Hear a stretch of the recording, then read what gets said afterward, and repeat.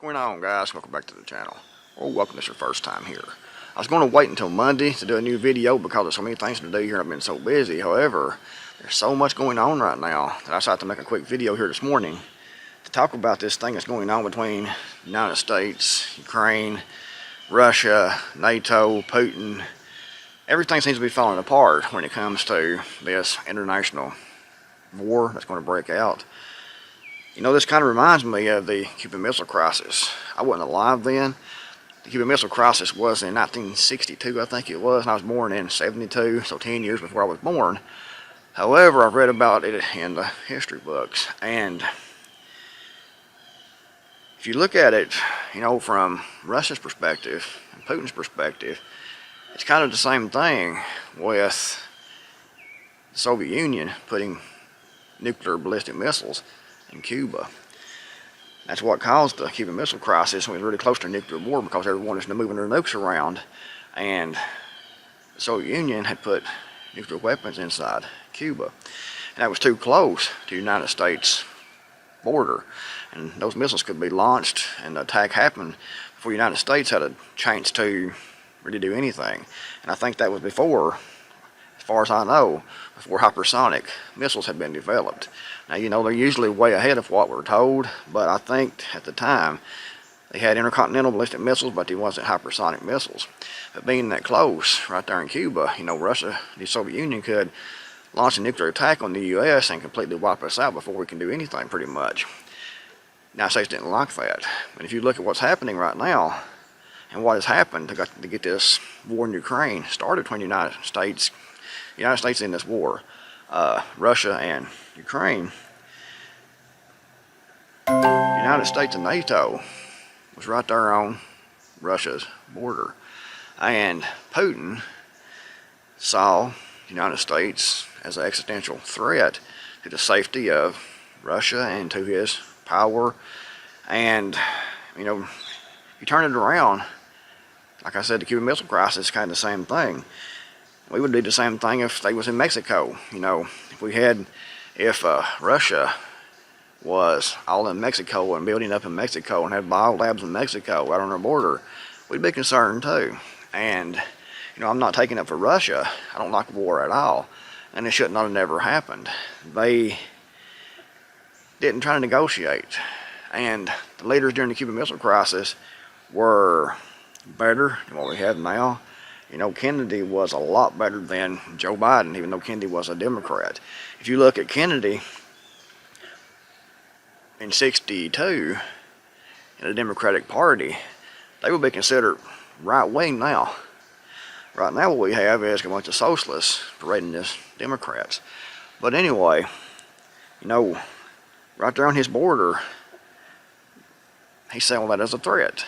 And the United States and NATO and Ukraine, Zelensky, they could all got together, they could have worked together, they could have signed peace agreements and agreed to different things, and Russia, in my opinion, would have never invaded Ukraine. However, instead of trying to stop an invasion, NATO, United States, Zelensky, Ukraine, did everything they could to poke, to paint Putin into a corner, to try to get this attack.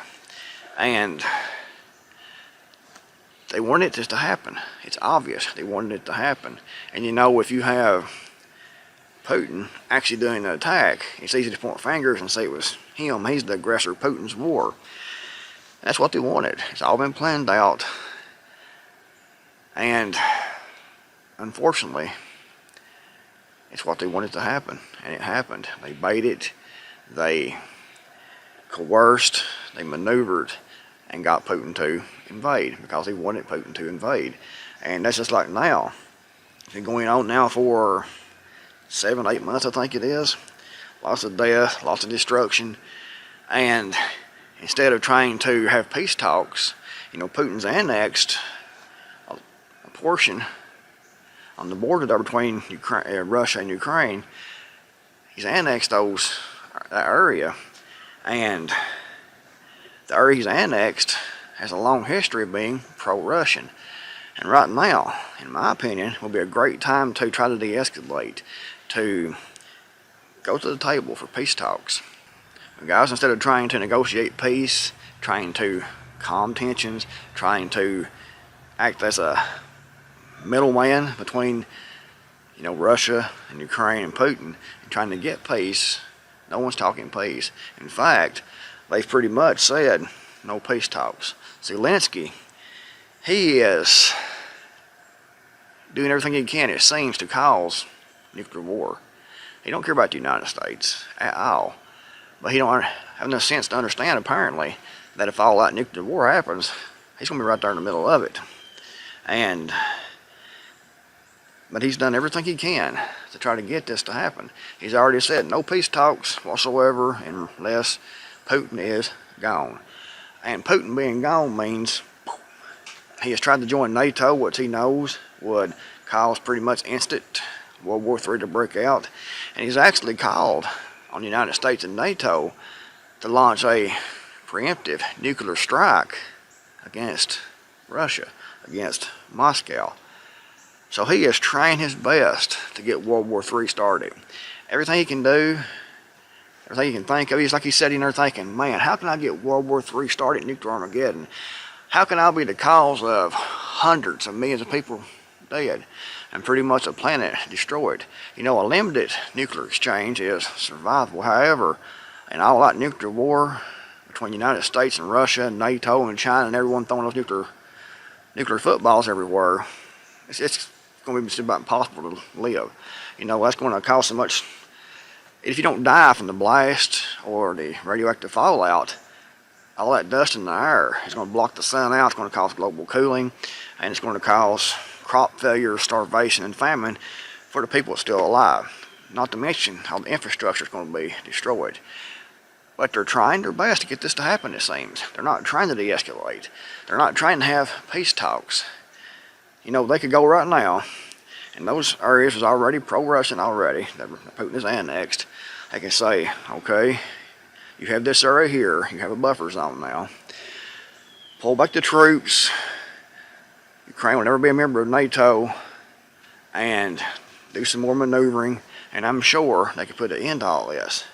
But instead, trying to put an end to this, they're ramping it up. They're calling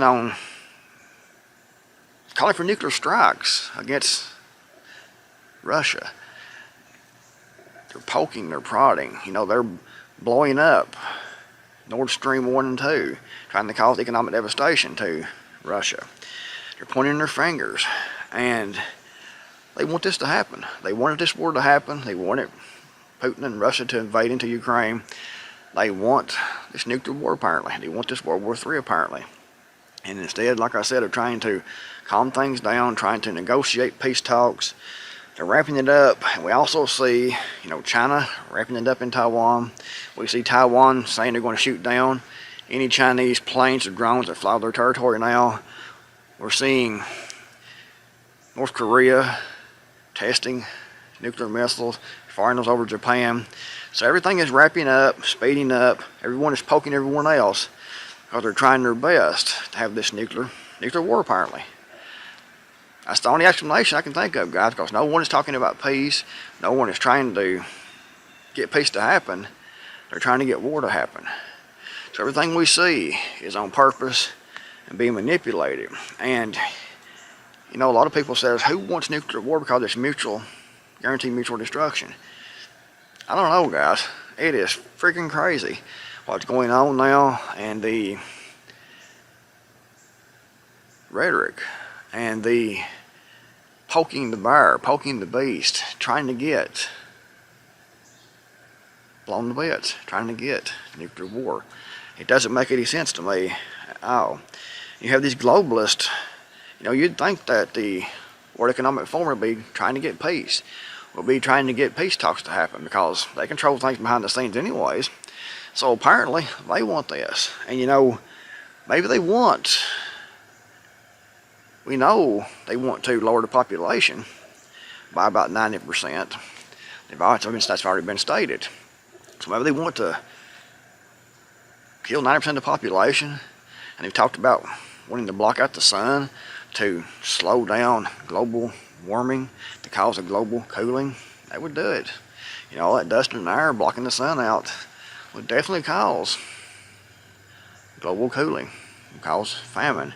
And some of the things they said they want. So maybe they want it. Maybe they think that nuclear exchange will accomplish everything they want. You know, and they can go in their little bunkers and hide, and they can come back out in 10 years or so, they think, and try to rebuild in certain areas that there's too much radiation, if there's any such area, and all that nuclear exchange.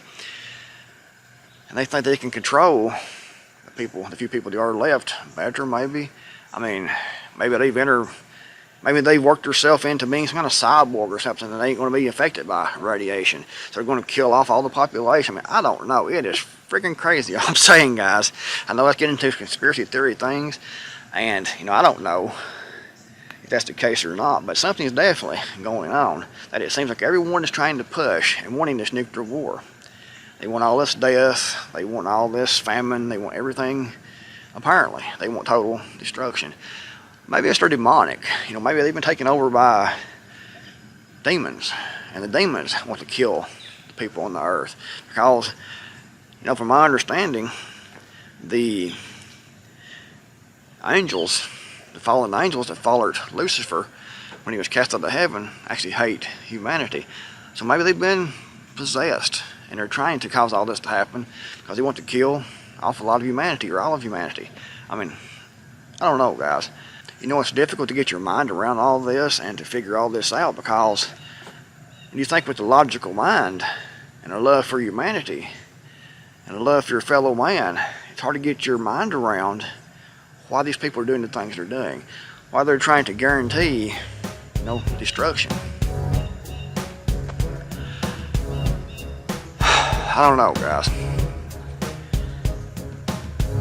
If you liked the video and thought it was useful, give it a big thumbs up, greatly appreciate it. Thanks for watching, and the Creekmore out here. I'll see you guys next video, hopefully.